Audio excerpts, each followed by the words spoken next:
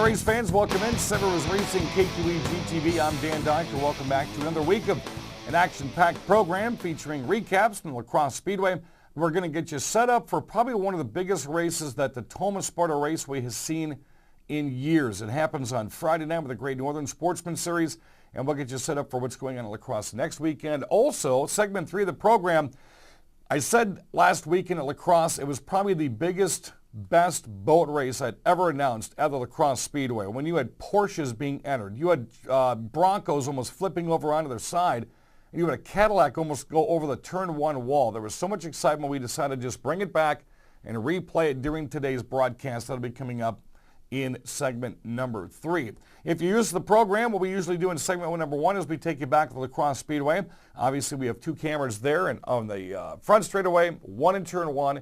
They recap the entire races. You see them on Thursdays and Sundays right here on this channel. That is Knights of Thunder, while our producer Jesse kind of takes some bits and pieces from the races, and I use them in segment number 1 as my weekly race recap. And we're going to start things off with the La Crosse late models.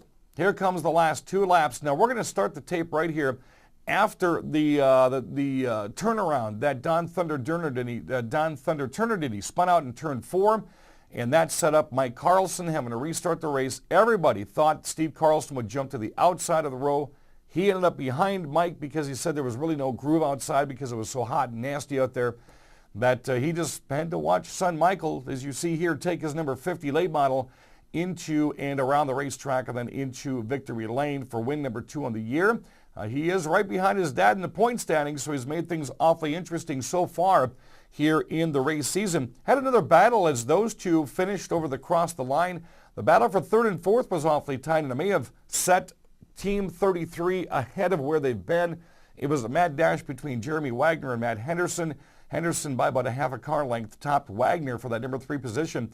Now, you remember earlier in the race season, Matt Henderson blew up his motor. Matter of fact, they've blown up 2 of them. He's been in his backup motor in his original car, and they've been working on this thing, tweaking this thing each and every week for the past 5 or 6 weeks. Maybe because he gets a top 3 now, they may have found a position that they want to be in. Maybe the car's set up, but it was a very hot night, so they may have to scale some things back and make some adjustments.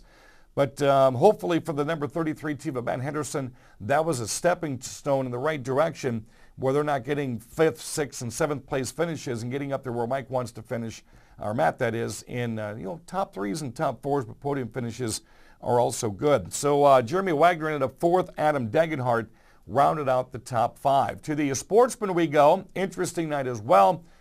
Well, let's back that up a tad bit. We want to hear what the top 3 had to say. Matter of fact, this will be the first time you've heard Matt Henderson on the podium in 2016. Oh, I tell you what, man, you've been battling this backup motor as we talked earlier tonight throughout the year. You had the race lead for a while, but you kind of felt it when everybody else was coming behind you. Yeah, man, we've been struggling this year. I'd be lying if I said we weren't. We blew up our primary motor after the first night and been running our backup car. Doesn't quite have the snot that we are used to, but another thing, we're trying a new setup this year, trying to tweak on it, and I think we're getting better.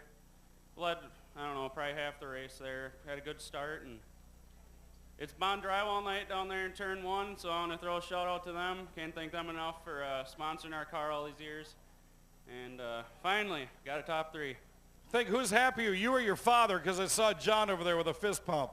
He's probably pretty happy. It's just a big boost of confidence for us. Yeah. Alrighty, 3rd place finish, Matt Henderson. 2nd tonight, average finish is 2nd, Steve Carlson. You know, I said it during the race there. For many years, I've watched you play the cat and mouse game. You sit behind somebody, you know when to jump on him and get the race lead. I think Mike has learned something from you. Yeah, Mike's been watching me for a long time, and he's got a really good car, and he's getting pretty fast. Was very interested to see you not go to the outside on the restart. Well, it's pretty slippery out there tonight. It's really hot and slippery, and I figured, well, if I can get top 2 out of this, that's okay. Well, he did. How about it for Steve Carlson? And the feature race win, Mike Carlson. So I just asked your dad how much you've been watching him as he's still in the way wins from people year after year after year. Did you learn that move up there with 2 to go from him?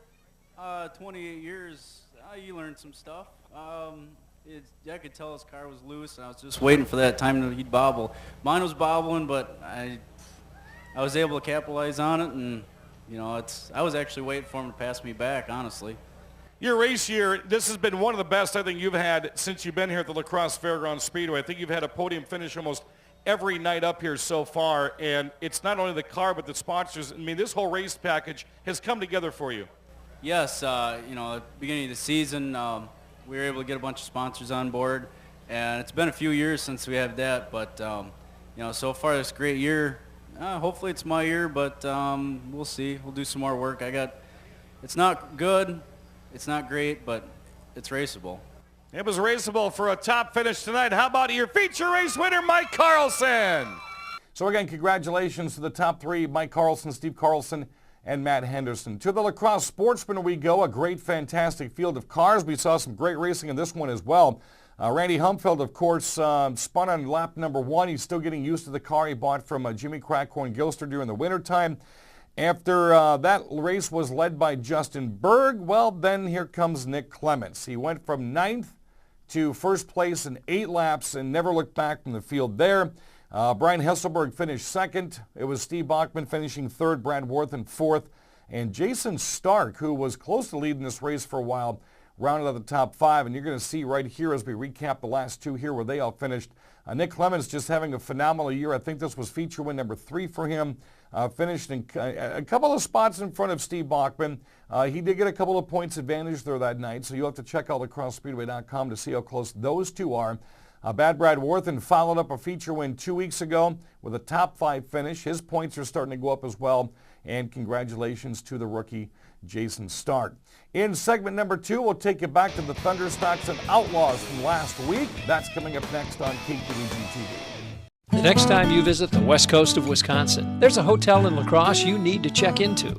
Here's General Manager Roxanne North. We want to treat every guest with the best that we have to offer, and that starts with the front desk all the way through the housekeeping department. My general philosophy in life is I treat my staff the way I want to be treated, and I pass that on that we treat our guests that way. For reservations, visit the website, settlein.com. People come here, we want them to feel like family. Have you tried the great lunch buffet at Pizza Hut?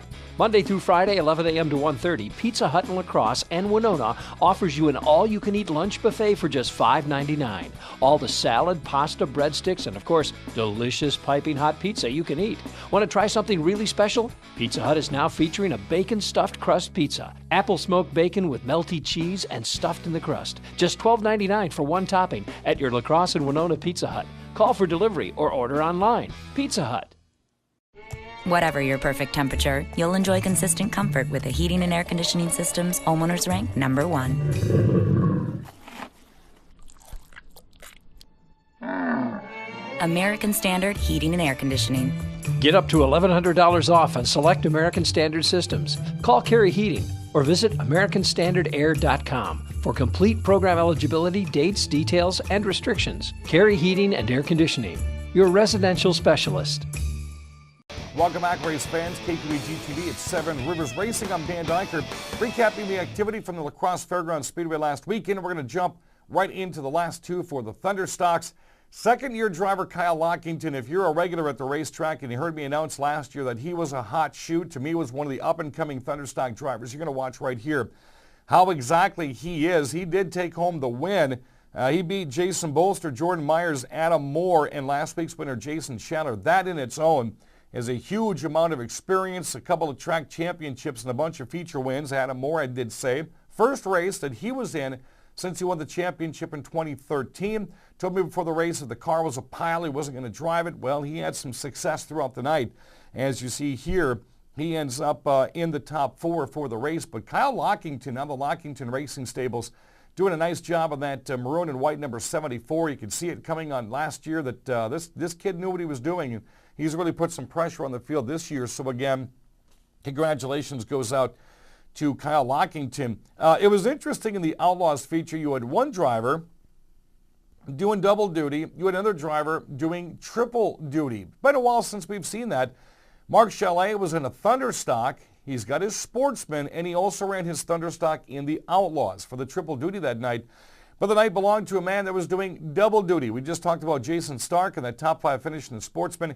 He ends up toppling Jason Bolster in the Outlaw Heat and the feature. A couple of times during the night, Stark kind of gave the crowd some scares because it looked like he was developing some mechanical problems. At one point, he was waving the arm down the front straightaway as he was having problems letting the driver know behind him to get around. Not sure if Bolster really caught on to what was going on or not, because I was surprised in about 2 laps he didn't go for the pass. And Stark wanted to win the heat race, came back out about midway through, had some other mechanical problems that slowed him down, got that corrected, and went on for the race win. So it was Jason Stark beating Jason Bolster. Mark Leahy, the number 33 Mid-Am car. He was last year's points champ. Ryan Lockington is who he topped, and Mark Chalet rounded out the field. Now coming up Saturday at La Crosse Fairgrounds Speedway, it's one of the most famous races at the Speedway beyond the late models, Sportsman, Thunderstocks, and Hornets, because those are fantastic classes. It's the Faster Pastor race. And last year, I want to say we had between 20 and 30 area pastors that came out. They hopped into house cars, V6s, street stocks, and Hornets, and they went out and put on one heck of a show, so you can expect to see them back out on Saturday night as well. Of course, we'll have the recap for you Thursday and Friday. Do want to mention also, I'll be announcing at the Thomas Sparta Raceway Friday night, probably one of the biggest races of the year. The Great Northern Sportsman Series invades the Toma racetrack with their classes. Right now, the driver's list is close to between 27 and 30. Ticket prices, $10 to get in. That's it. It's going to be a huge night, a huge car count, and a lot of area drivers will match wits. Matter of fact, last count I heard was 27 drivers representing 7 different racetracks in 2 to 3 different states. So this could be one of the big weekends for Toma, and we hope to see everybody out there as well. Coming up next, we're going to do a little boat racing on asphalt. That's coming up on Seven Rivers Racing. Whatever your perfect temperature, you'll enjoy consistent comfort with the heating and air conditioning systems homeowners rank #1. American Standard Heating and Air Conditioning. Get up to $1,100 off on select American Standard systems. Call Carey Heating or visit AmericanStandardAir.com for complete program eligibility, dates, details, and restrictions. Carey Heating and Air Conditioning, your residential specialist. Have you tried the great lunch buffet at Pizza Hut? Monday through Friday, 11 a.m. to 1:30, Pizza Hut in La Crosse and Winona offers you an all-you-can-eat lunch buffet for just $5.99. All the salad, pasta, breadsticks, and of course, delicious piping hot pizza you can eat.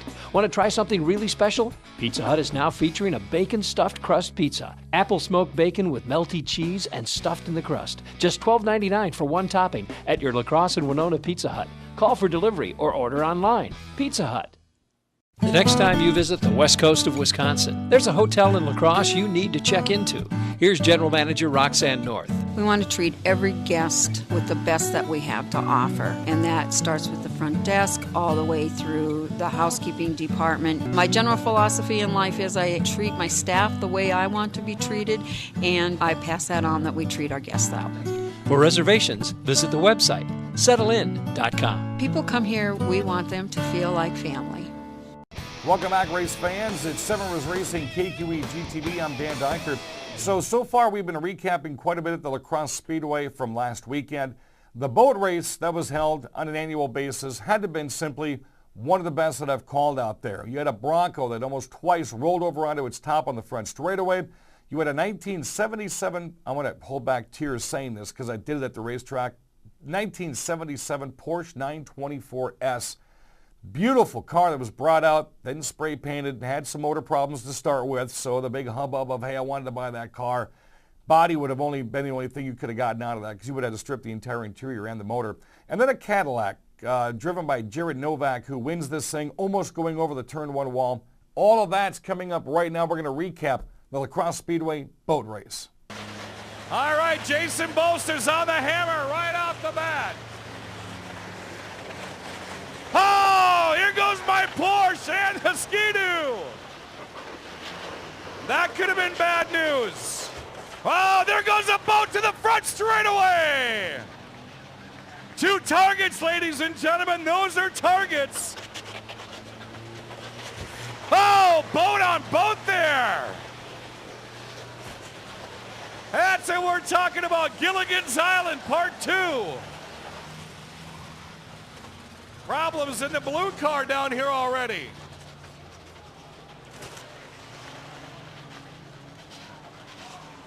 Everybody's avoiding what they can so far. Here comes the caddy and Jason Novak. He doesn't care. Oh, the Porsche gets involved. That's reckless John Clausen.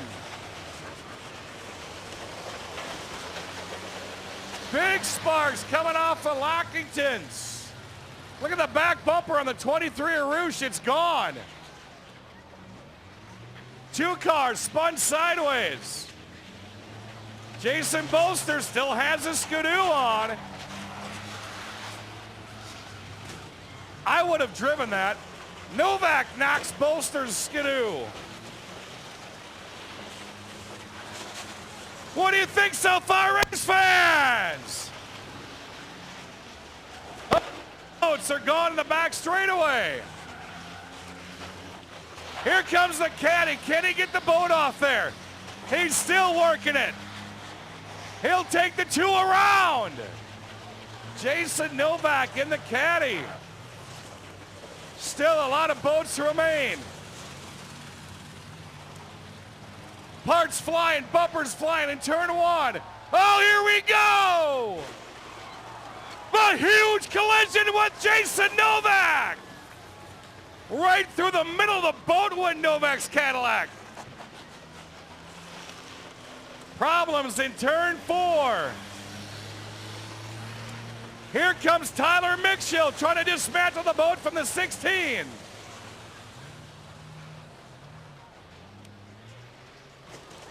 Novak still running over boats in the Cadillac. Uh-oh, that may have done some damage. 28 destroys a boat in the front straightaway. For half the field, it's destruction time and destruction time only. Using a boat to spin out a car.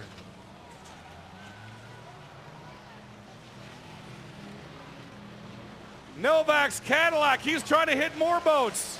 He may be done. Radiators lighting up.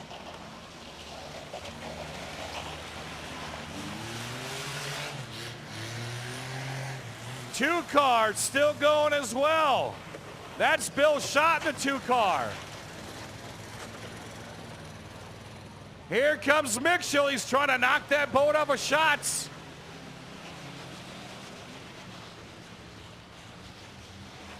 That blinker signal's not going to help you in turn one. All right, here comes Novak. Can he get himself another boat? He's got the boat and he does it again. Oh, here we go. Hard shot into turn one. He went airborne. Novak went airborne into the wall in turn one. The caddy's night is over with. White flag is out, one to go. A lot of pushing and shoving still going on. Andy Moore wipes out the two car. Checkered flag is out and we need to find a winner. Oh, here we go. The Porsche is stuck back here in Lake Speed. Drivers don't even see the checkered flag yet. We're still going at it.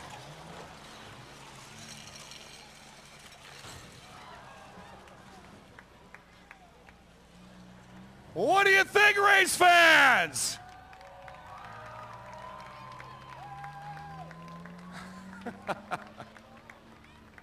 That right there had to have been the best boat race I've seen in 10 years. Holy man.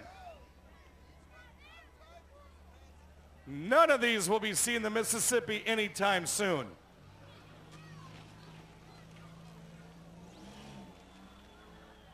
All right, as we stop the field,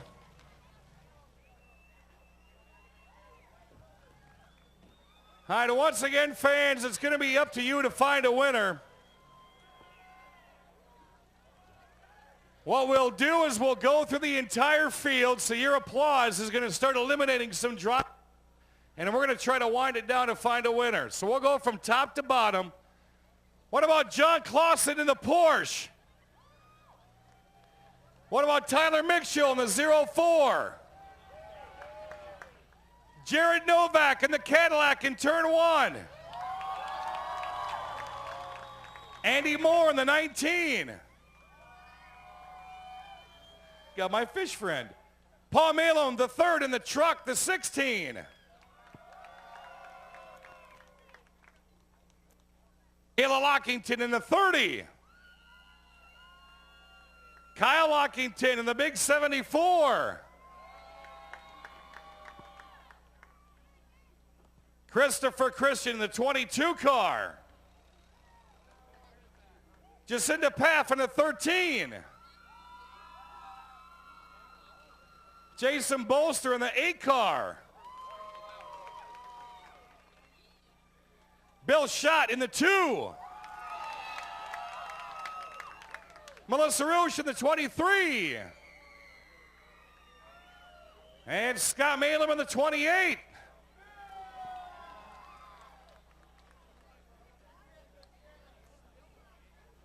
All right, where's the official? I need some race officials. Come here, Mace. Got to have a impartial judge.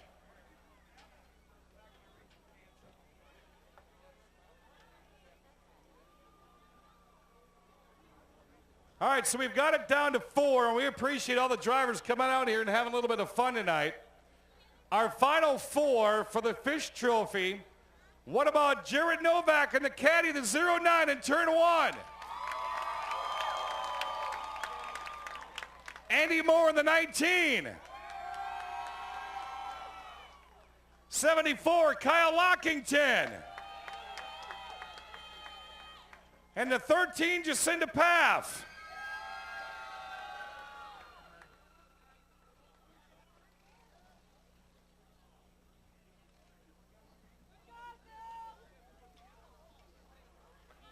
All right, down to our final 3.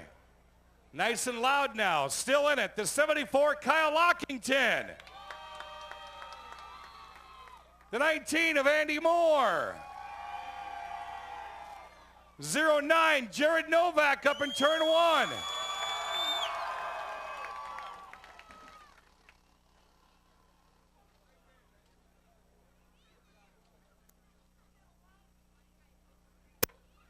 All right, the final 2. Bringing in extra judges. Our final 2 of the 09, Jared Novak. And the 19 of Andy Moore.